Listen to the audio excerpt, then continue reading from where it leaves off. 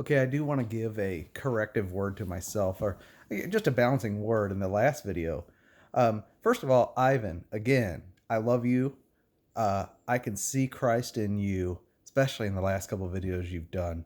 I didn't always agree with your teaching. I felt like you had some issues with my teaching, and it was frustrating for you. But it seems like you've kind of just turned a corner.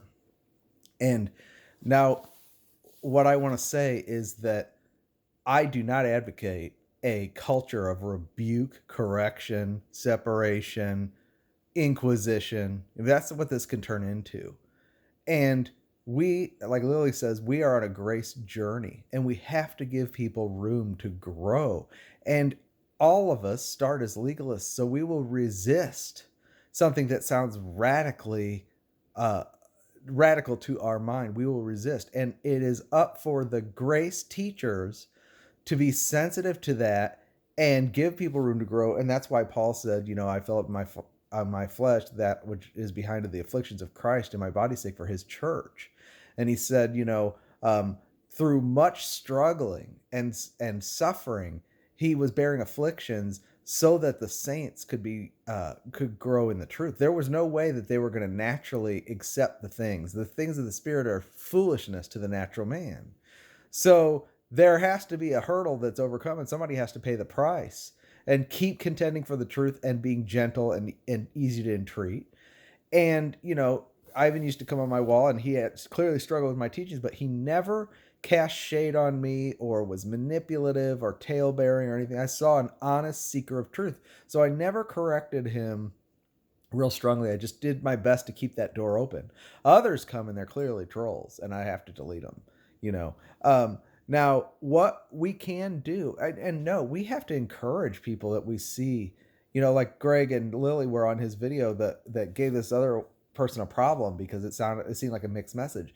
That is where I'm just saying we have to be sensitive to the communication. I didn't comment on that video. Maybe they felt led to encourage him, but was it 100% correct? No, I don't agree with that video from back when or whatever. I think it was a reaction to one of mine. Maybe not. Clarify if I'm wrong, Ivan. But the point being that all we can really do is clarify our language and be consistent with our use of language. And, Chuck Missler used the term hermeneutical hygiene. And there, you just have to be sensitive that there's a context and there's a definition of words, and we create a culture with our language. And, think about 1984, George Orwell talked about newspeak as a way to keep people from critically thinking by removing nuance from language. So that, yeah, you take away people's ability to critically think if you can destroy the language. So we do have to recognize that the work that God's doing is primarily a corrective work for us to recover the real meaning of words. And it is the two-edged sword going out of his mouth, not to judge us, but to separate us from error.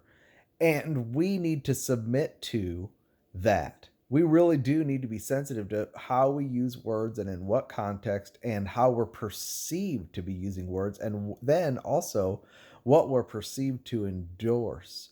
As long as, the best we can do is just be really consistent on our channel about what we believe and be bold about it.